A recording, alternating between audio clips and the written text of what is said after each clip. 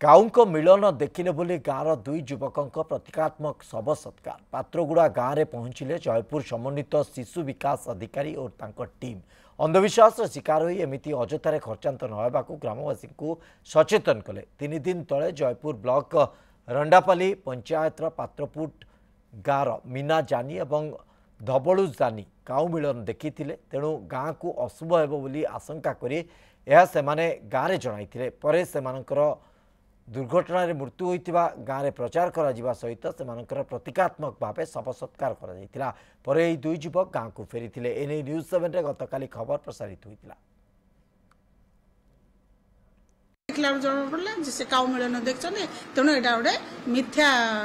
वार्ता गोटे चारिड़े से प्रचार कर